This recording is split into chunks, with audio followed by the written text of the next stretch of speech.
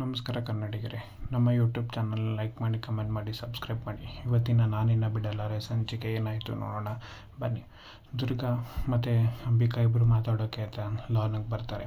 ಆಗ ದುರ್ಗಾ ಅಂಬಿಕಂಗೆ ಹೇಳ್ತಾಳೆ, ನಾನು ನಿಮ್ಮ ಹತ್ರ ಇನ್ನೊಂದು ಇಂಪಾರ್ಟೆಂಟ್ ವಿಷಯ ಹೇಳಬೇಕು, ನಿಮಗೆ ಖುಷಿಯಾಗೋಂಥ ವಿಷಯ ಹೇಳಬೇಕು ಅಂತ ಹೇಳ್ತಾಳೆ. ಆಗ ಅಂಬಿಕಾನು ಹೇಳ್ತಾಳೆ, ಇಲ್ಲ, ನಾನು ನಿನಗೆ ತುಂಬ ಖುಷಿಯಾಗೋಂಥ ವಿಷಯ ಹೇಳಬೇಕು, ನಿನಗೆ ವಿಷಯ ಕೇಳಬೇಕು ಅನ್ನೋದು ಕಂಪ್ಳಿಸ್ಬಿಡ್ತೀಯ, ಅಷ್ಟು ಖುಷಿ ಪಡ್ತೀಯ ಅಂತ ಹೇಳ್ತಾಳೆ. ಸರಿ ಆಯಿತು, ನೀನೇ ಫಸ್ಟ್ ಹೇಳು ಅಂತ ಅಂಬಿಕಾ ದುರ್ಗಂಗೆ ಹೇಳ್ತಾಳೆ. ದುರ್ಗಾ, ಇಲ್ಲ ನೀವು ಹೇಳಿ ಅಂತಂದಾಗ, ಇಲ್ಲ ತುಂಬ ಖುಷಿಯಾಗಿದೆ, ನೀನು ಹೇಳು ಫಸ್ಟು ಅಂತ ಹೇಳ್ತಾಳೆ. ಆಗ ದುರ್ಗಾ ಶುರು ಮಾಡ್ಕೋತಾಳೆ. ಇವತ್ತು ಎಲ್ರ ಮುಂದೆ ಮಾತಾಡಿದ್ಲು, ಎಲ್ರ ಮುಂದೆ ಮಾತಾಡಿ ಪ್ರತಿಯೊಬ್ಬರ ಹೆಸರೂ ಹೇಳಿದ್ಲು.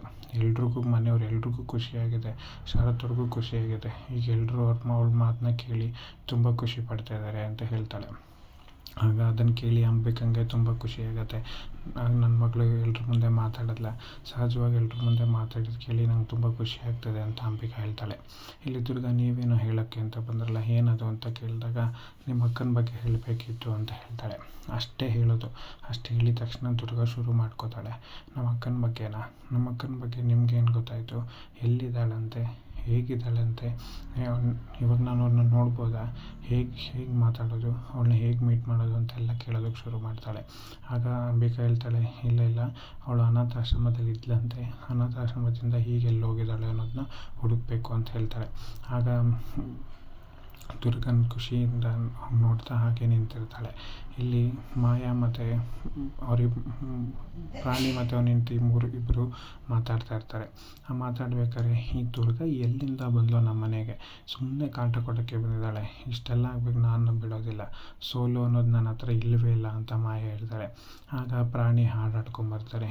ನನ್ನ ನೀನು ಗೆಲ್ಲಲಾರೆ, ತಿಳಿದು ಛಲವೇ ತಕೇ ಅಂತ ನಮ್ಮ ರಾಜ್ಕುಮಾರ್ ಅವ್ರ ಹಾಡನ್ನ ಹಾಡ್ಕೊಂಡು ರೂಮಿಗೆ ಬರ್ತಾನೆ.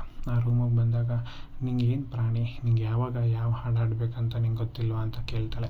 ಆಗ ಅವನು ಹೇಳ್ತಾನೆ, ಅಯ್ಯೋ, ಹಾಡಾಡೋದಕ್ಕೆ ಯಾಕೆ ಸಮಯ ಸಂದರ್ಭ ಬೇಕು, ನಂಗೆ ಇಷ್ಟ ಆಯಿತು ಅದಕ್ಕೆ ಹಾಡ್ಕೊಂಬಂದೆ ಅಂತ ಹೇಳ್ತಾನೆ. ಏನು ತುಂಬ ಖುಷಿಯಾಗಿದೆಯಲ್ಲ, ಏನು ಕತೆ ಅಂತ ಕೇಳಿದಾಗ, ನಾವೇ ನಮ್ಮ ಟೆನ್ಷನಲ್ಲಿದ್ದೀವಿ, ನೀನು ಖುಷಿಯಾಗಿ ಹಾಡಾಡ್ಕೊಂಬರ್ತಿದ್ಯಾ ಅಂತ ಹೇಳ್ತಾಳೆ. ಇನ್ನೂ ಯಾಕೆ ನೀವು ದುರ್ಗನ ಬಗ್ಗೆನೇ ಯೋಚನೆ ಮಾಡ್ತಾಯಿದ್ದೀರಾ, ಅವಳು ಇಲ್ಲಿದ್ದು ಹೋಗೋಳು ಅಷ್ಟೇ, ಯಾವತ್ತಿದ್ರೂ ಈ ಮನೆಯಿಂದ ಹೋಗಲೇಬೇಕಲ್ಲ ಅಂತ ಹೇಳ್ತಾನೆ. ಹಾಗೆ ಹೇಳಿದಾಗ, ನೀನು ಇನ್ನೊಂದು ಸಲ ಹೇಳಿದಾಗ, ಅವಳೇನು ಇಲ್ಲೇ ಇರ್ತಾಳೆ, ಅವಳ ಮದುವೆ ಹೋಗಲೇಬೇಕು ಅಂತ ಹೇಳ್ತಾನೆ. ಆಗ ಮಾಯಂಗೆ ಉಪಾಯ ಬರುತ್ತೆ. ಅವಳನ್ನ ಮದುವೆಗೆ ಮಾಡಿದ್ರೆ ಆಗ ಅವಳ ಮನೆಯಿಂದ ಹೋಗ್ತಾಳೆ ಅಂತ ಅವರಿಬ್ಬರ ತಲೆಗೂ ಬರುತ್ತೆ. ಇಲ್ಲಿ ದುರ್ಗಾ ಅಂಬಿಕಂಗೆ ಹೇಳ್ತಾ ಇರ್ತಾಳೆ, ನಮ್ಮ ಅಕ್ಕ ನನ್ನ ಜೊತೆ ನಾನು ಮಾತಾಡಬೇಕು, ಅವಳ ಹತ್ರ ನಾನು ಎಷ್ಟು ಖುಷಿಯಾಗುತ್ತೆ ಅದನ್ನೆಲ್ಲ ಹಂಚ್ಕೋಬೇಕು. ಚಿಕ್ಕ ವಯಸ್ಸಲ್ಲಿ ನಾನು ಅವಳು ಆಟಾಡ್ತಿದ್ದನ್ನೆಲ್ಲ ಆಟಗಳನ್ನೂ ಆಟಾಡಬೇಕು, ಅವಳನ್ನ ಜಾತ್ರೆ ಕರ್ಕೊಂಡೋಗ್ಬೇಕು, ಅವಳಿಗೆ ಏನು ಬೇಕು ಅದನ್ನು ಕೊಡಿಸ್ಬೇಕು, ಅವಳಿಗೆ ನಾವಿಬ್ಬರು ಹೊಟ್ಟೆ ತುಂಬುವಂಗೆ ಪಾನಿಪುರಿ ತಿನ್ನಬೇಕು. ಹಾಗೆ ಊರ ಜನರ ಮುಂದೆ ಅವಳನ್ನ ಕರ್ಕೊಂಡೋಗಿ ನಿಲ್ಲಿಸಿ, ಇವಳೇ ನಮ್ಮ ಅಕ್ಕ, ಈಗ ಅದೇನು ಪ್ರಶ್ನೆ ಕೇಳ್ತಿರೋ ಕೇಳಿ ಅಂತ ಎಲ್ಲರೂ ಮುಂದೆ ಅವಳನ್ನ ನಿಲ್ಲಿಸಿ ಪ್ರಶ್ನೆ ಕೇಳಬೇಕು. ಎಲ್ಲರೂ ಹೇಳ್ತಾಯಿದ್ರು, ನಿಮ್ಮ ಅಕ್ಕ ಬರ್ತಾಳೆ ಅಂತ, ಯಾಕೆ ಹಿಂಗೆ ಹುಚ್ಚಿ ಥರ ಆಡ್ತಾ ಇದೆಯಾ ಅಂತ. ಆಗ ಅದನ್ನು ನೋಡೋಕ್ಕಾಗದಲ್ಲೇ ಅಂಬಿಕಾ ದುರ್ಗನ ತಪ್ಕೊಂಡು ಅಳೋದಕ್ಕೆ ಶುರು ಮಾಡ್ತಾಳೆ. ಅಂಬಿಕಾ ಅನ್ಕೋತಾಳೆ, ನಾನು ಬದುಕಿರೋ ವಿಷಯ ಇವಳಿಗೆ ಗೊತ್ತಿಲ್ಲ ಅಂತಂದರೆ, ನಾನು ಸತ್ತಿರೋ ವಿಷಯ ಇವಳಿಗೆ ಗೊತ್ತಾದರೆ ತುಂಬ ಬೇಜಾರು ಮಾಡ್ಕೋತಾಳೆ, ಹೇಳ್ಬಾರ್ದು ಅಂತ ಹೇಳಿ ಸುಮ್ಮನಾಗ್ಬಿಡ್ತಾಳೆ.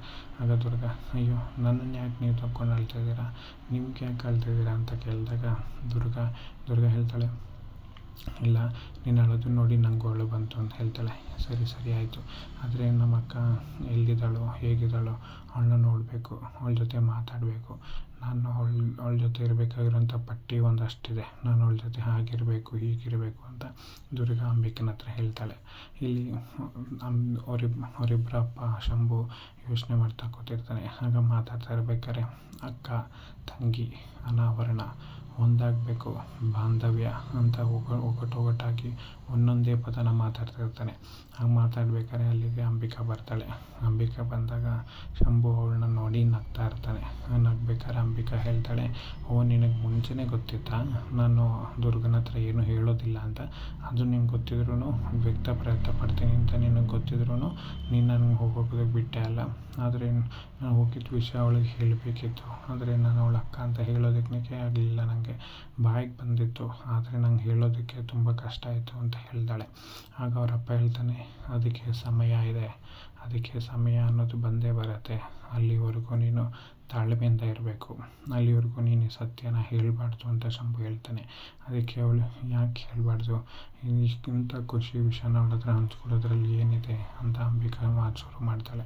ಆಗ ಹೇಳ್ತಾಳೆ, ನನ್ನ ತಂಗಿ ನಾನು ಸಿಗ್ತೀನಿ, ನಾನು ಹುಡುಕಬೇಕು ಅಂತ ಅವಳು ನನ್ನ ಬಗ್ಗೆ ಯೋಚನೆ ಮಾಡ್ತಾನೆ ಇರ್ತಾಳೆ. ಅಂಥವಳಿಗೆ ನಾನು ಹೇಳಬೇಕಿತ್ತಲ್ವ, ನಾನು ಬದುಕಿದ್ದೀನಿ ಅಂತ ಹೇಳಿದ್ದೀನಿ, ನಾನೇ ನಿಮ್ಮ ಅಕ್ಕ ಅನ್ನೋದನ್ನು ಹೇಳಬೇಕಿತ್ತು ಅವಳಿಗೆ ಅಂತ ಹೇಳ್ತಾಳೆ. ಆಗ ಶಂಭು ಹೇಳ್ತಾನೆ, ಬೇಡ, ಅದಕ್ಕೆ ಅಂತ ಒಂದು ಸಮಯ ಬರುತ್ತೆ, ಕುಂತಿ ಪಾಂಡವರು ಅಂತ ಅವನು ರಾಮಾಯಣದ ನೀನೇ ಹೇಳೋದಕ್ಕೆ ಬರ್ತಾನೆ. ಹಾಗೆ ಹೇಳ್ಬೇಕಾರೆ ಅದೆಲ್ಲ ನಂಗೆ ಸರಿ, ಆದರೆ ನನ್ನ ತಂಗಿ ನನ್ನ ಎಷ್ಟು ಪ್ರೀತಿ ಮಾಡ್ತಾಳೆ, ಎಷ್ಟು ಆಸೆ ಪಡ್ತಾಳೆ ಅನ್ನೋದು ನಂಗೆ ಚೆನ್ನಾಗಿ ಗೊತ್ತಾಗಿದೆ. ಅವಳ ಥರ ಸಂಗಿ ಸಿಗಬೇಕಂದ್ರೆ ನಾನು ಪುಣ್ಯ ಮಾಡಿರಬೇಕು. ಅಪ್ಪ ನಿಂಗೆ ಇನ್ನೊಂದು ಗೊತ್ತಾ, ನಾನು ಚಿಕ್ಕ ವಯಸ್ಸಿಂದ ನಂಗೆ ಅನಾಥೆ ಅಂತಲೇ ಅನಿಸಿಲ್ಲ. ಯಾಕೆ ಅಂತಂದರೆ ರೋಡಲ್ಲಿ ಓಡಾಡ್ಬೇಕಾದ್ರೆ ಯಾರಾದರೂ ಕೈ ಇಟ್ಕೊಂಡು ಓಡಾಡ್ತಿದ್ರೆ ಅದು ನಾನೇ ಆಗಿರ್ತೀನೇನೋ ಅಂತ ನಾನೇ ಅನ್ಕೋತಾ ಇದ್ದೆ ಅಂತ ಹೇಳ್ತಾಳೆ. ಇಲ್ಲಿ ಶರತ್ ಈತ ಫಸ್ಟು ಸಲ ಅಪ್ಪ ಅಂತ ಹೇಳಿದ್ದನ್ನು ರೆಕಾರ್ಡ್ ಮಾಡ್ಕೊಂಡು ಕೇಳಿಸ್ಕೊತಾ ಇರ್ತಾನೆ. ಆಗ ದುರ್ಗಾ ಅಲ್ಲಿಗೆ ಬರ್ತಾಳೆ. ದುರ್ಗಾ ಅಲ್ಲಿಗೆ ಬಂದಾಗ ಶರತ್ ಹೇಳ್ತಾನೆ, ನಾನು ಈತ ಫಸ್ಟ್ ಟೈಮ್ ನನ್ನ ಅಪ್ಪ ಅಂತ ಕರೆದಾಗ ನಾನು ಇದನ್ನು ರೆಕಾರ್ಡ್ ಮಾಡಿ ಇಟ್ಕೊಂಡಿದ್ದು. ಆಗ ರೆಕಾರ್ಡ್ ಮಾಡಿ ಇಟ್ಕೊಂಡಿದ್ದೆ, ನಾನು ಆವಾಗವಾಗ ಕೇಳಿಸ್ಕೊತಾ ಇರ್ತೀನಿ. ಎಲ್ರೂ ಮಾತಾಡ್ಸಿದ್ಲು, ಎಲ್ರ ಬಗ್ಗೆನೂ ಮಾತಾಡಿದ್ಲು, ಎಲ್ರ ಹೆಸರನ್ನು ಕರೆದ್ಲು, ಆದರೆ ಅಪ್ಪ ಅಂತ ಹೇಳೋದು ಬಿಟ್ಲು, ಕೊಲೆಗಾರ ಅಂತ ಹೇಳಿಬಿಟ್ಲು. ಅದನ್ನು ಕೇಳಿ ನಂಗೆ ತುಂಬ ಬೇಜಾರಾಯಿತು ದುರ್ಗಾ. ಯಾವತ್ತೂ ಈ ಥರನ ಆಗುತ್ತೆ ಅಂತ ಅಂದ್ಕೊಂಡಿರಲಿಲ್ಲ. ಬಹುಶಃ ನೀವೊಂದನ್ನು ಮರೀತಾ ಇದ್ದೀರಾ. ಇಷ್ಟು ದಿನ ನಾವು ಈತ ಮಾತಾಡಿದ್ರೆ ಸಾಕು ಅಂತ ನೀವು ಅನ್ಕೋತಾ ಇದ್ರಿ, ಆದರೆ ಇವಾಗ ನೀವು ಅದರಲ್ಲಿ ನಿಮ್ಮದೊಂದು ಕೊರಗನ್ನ ಇವತ್ತು ನೋಡ್ತಾ ಇದ್ದೀರಾ. ಈ ಕೊರಗು ಮಧ್ಯೆ ಅವಳು ಮಾತಾಡ್ತಿದ್ದಾಳೆ ಅನ್ನೋ ಖುಷಿನ ನೀವು ಮರೀತಾ ಇದ್ದೀರಾ. ಅದನ್ನು ನೀವು ಮರಿಬೇಡಿ, ಅವಳಿಗೆ ಮಾತಾಡ್ತಿರೋ ಒಂದು ಖುಷಿನ ವ್ಯಕ್ತಪಡಿಸ್ಕೊಳ್ಳಿ ಅಂತ ದುರ್ಗಾ ಹೇಳ್ತಾಳೆ.